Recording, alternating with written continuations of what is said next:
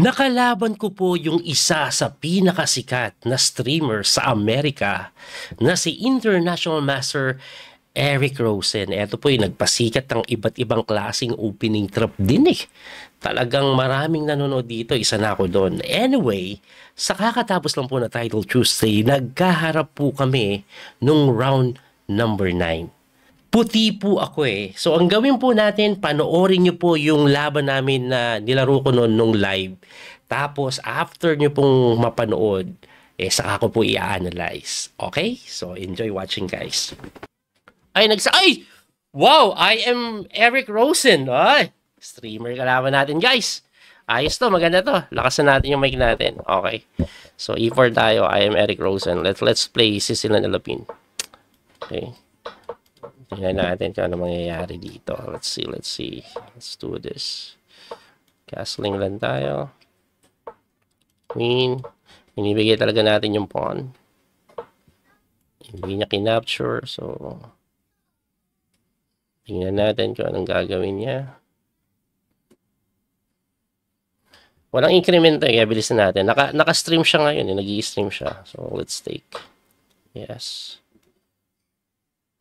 And then, dito tayo. Okay. Naka-stream siya eh. Naka-stream. Kilala niyo sa Eric Rosen, di ba?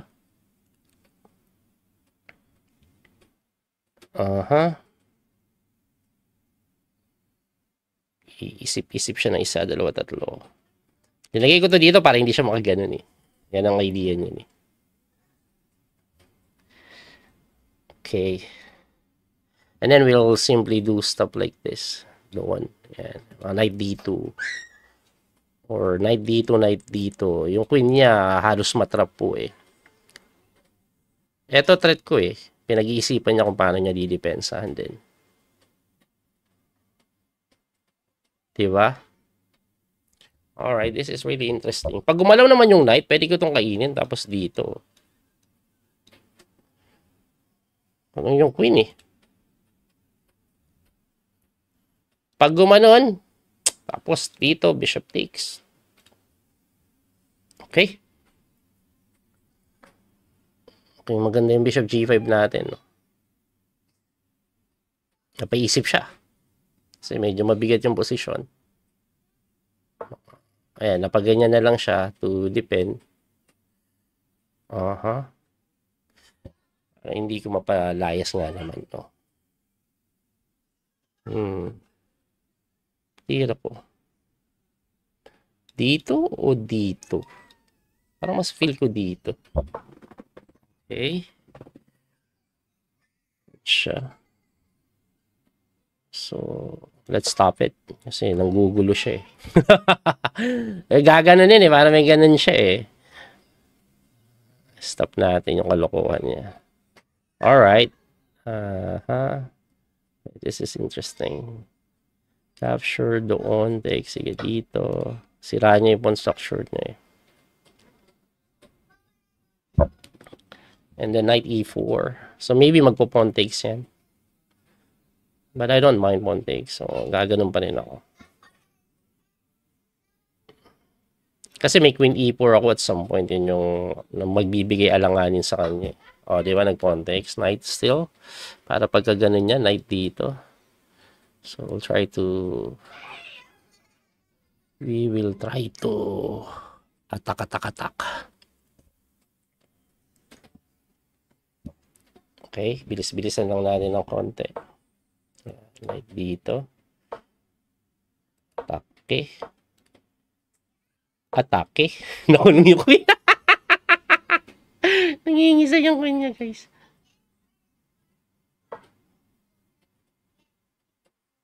Ayan, no? Okay, this is already winning. Woo! Ayan, pag gumanito siya, rook d7. Grabe yung queen niya, oh. Nangisay doon. Alright, I think this is already winning. Plus lamang pa tayo sa time. This is looking good, guys. Wow, Eric Rosen to, ah. Ay, may ganyan siya.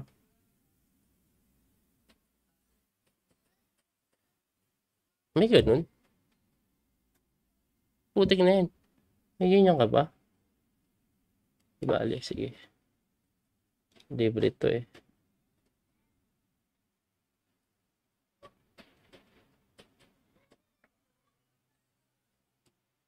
Oh, this is definitely winning. Pag gumanito kasi siya, ganito naman gawin ko. Hirap ng buhay niya. Kaya gumanyan. Okay. So now, can I take the knight? Hindi ko pala ata kailangan kainin pa. No?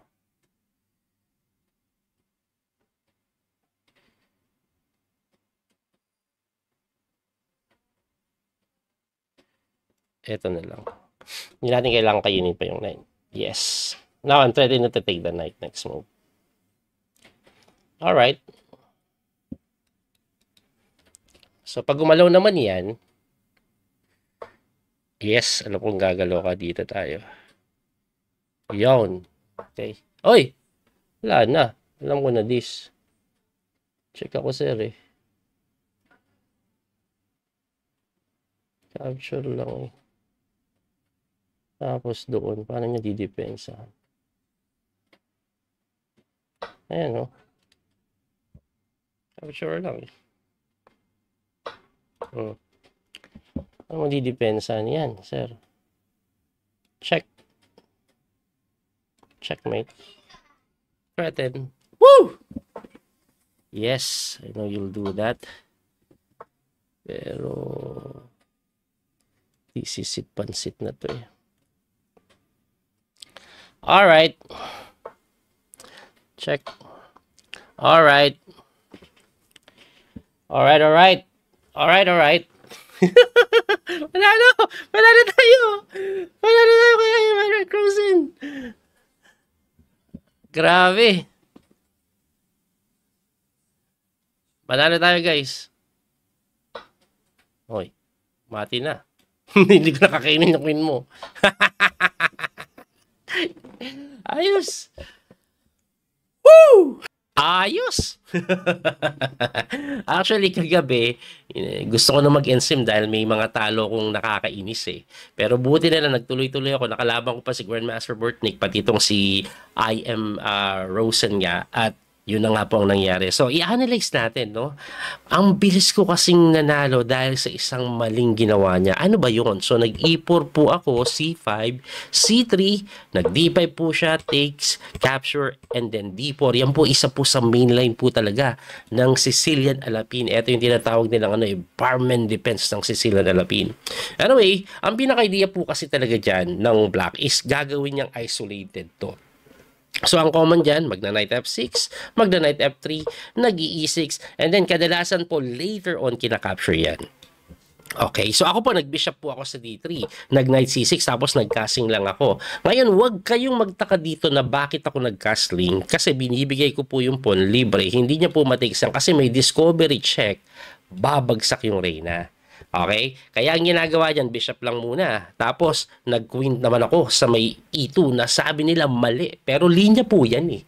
No? Kaya po sinasabing mali yan according sa engine. Pero hindi naman yan losing, equal lang yan.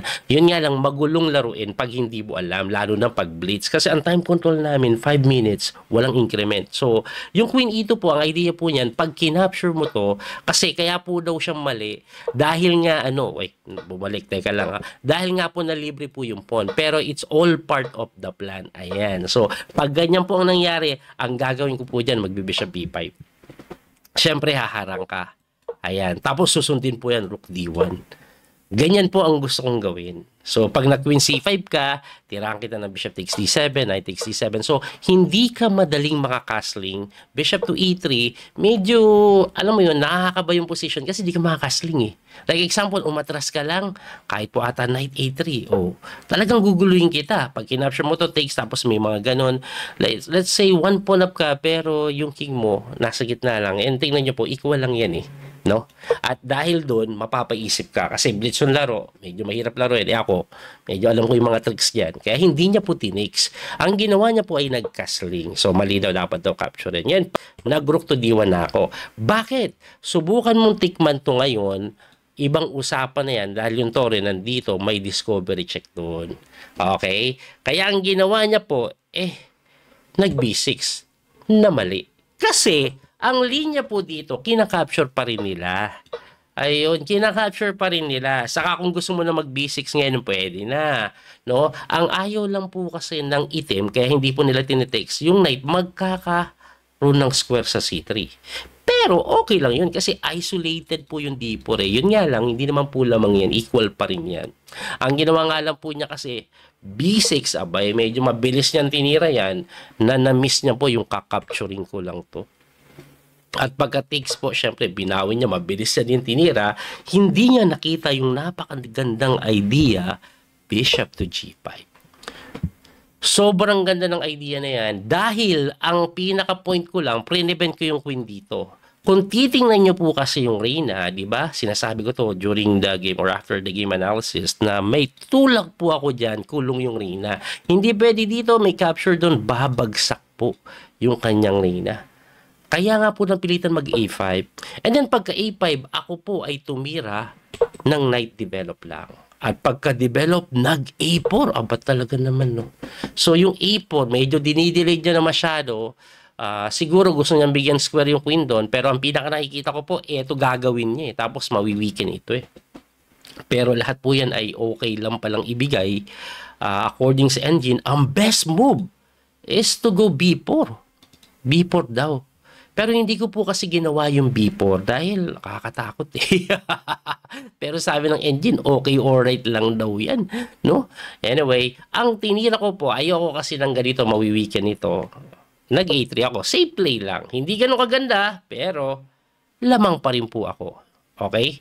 Anyway, pagka A3, nag-H6 siya. Naku, yan, mali talaga yan. Kasi pagka H6, tinirahan ko lang po ng bishop takes F6. Abay, akala ko best move na yun. Ang best move pa pala, ito matindi, ayun. Bakit? Kasi po, pag kinapture niya yan, tikim. May threat ka ditong mate. Ngayon, pag tumulak, titirahan mo lang ng bishop doon. Ang swabe naman nun. Hindi mo pwedeng kainin ng knight, may capture doon. Hindi mo pwedeng kainin ng reyna, may capture doon. Pag sumabay ka naman, capture dito. Oh. Hindi ka makakatiks kahit isa dyan kasi nakahang ito. I mean, ito lang pala pwede niya kainin. Ang problema, pag yan tiniksa, may tiks ako dito, that's one pawn up, nakapin pa yung kabayo, and I think lalamang na ng todo yun. No? Yung pala magandang tira. Siyempre, blitz ako, or blitz yung nilalaro ko, doon tayo sa pinaka-obvious, kainin mo na, lamang pa rin naman. Binawi po yan ng pawn. Hindi niya po matikes ng bishop, no? Kasi may mga ganitong idea, coach, ba't hindi ginanon? Tapos pag gumanito, ganyan. O pagka-capture text, dahil hindi nasira pawn structure, wala. May queen E4 po, ganyan ang mangyayari. Yan yung aking plano. Kaya alam ko, na kakainin niya ng pawn. Ngayon, may knight E4 pa rin. So, saan pupunta yung reyna? Ang reyna niya po, tumakbo po doon sa may H5 na hinabol ko ng kabayo. Tumakbo doon. Yan na lang pinakamagandang square niya po eh. Kasi, pag hindi po siya pumunta dyan, gaganito ako eh. Kaya binantayan niya dyan. Kaso, sinipa ako. Napatakbo. Sinipa ako na naman at isa lang ang ligtas sa lugar. Ayun. Okay. And it turns out dito, best move na pala to. Kaya lang, ang akala ko walang mate. Yun na pala best move. Ala, may bishop pa palang bantay, no? Kasi tinignan ko to, may ganun. Ay, hindi. Ang best move daw ito. Knight D4, binago niya. So, anong meron pag dito? Pusong gala. May rook A5. Oy, see. Kaya ito ang tira. So, with a similar idea, na pag kinapture mo na ganyan, check. Okay. Grabe yung engine, no? Ayan, no? May ganun pala. Anyway, ang tinira ko is bishop E4. Parang simpleng-simple. Bakit ko papahirapan sarili ko? Pin na yan. Nung pala, hindi ganun kaganda yan. Kasi may threat siya or may tira siya na na-miss niya yung rook A5. Ganyan talaga pag blitz, dami na-miss. Parang yung ex mo. Lagi mong namimiss. Hindi. Anyway, mahirap makita to ha. Ibibigay mo lang may counterplay dito, no? So, lamang pa rin, winning pa rin daw. Kaya lang hindi siya ganun kadali tulad ng iba. Mag-G4 lang daw ako, clearly better pa rin. So, ibalik ko lang, kasi ang ginawa niya po, dumipensa po siya by playing bishop A6 counter sa reyna na iniwas ko lang. So, didipensahan niya po yung kabayo, nag-rook siya doon. Pag yung isa po kasi yung dumipensa, kakain ako dito, atakado yung dalawang pyesa.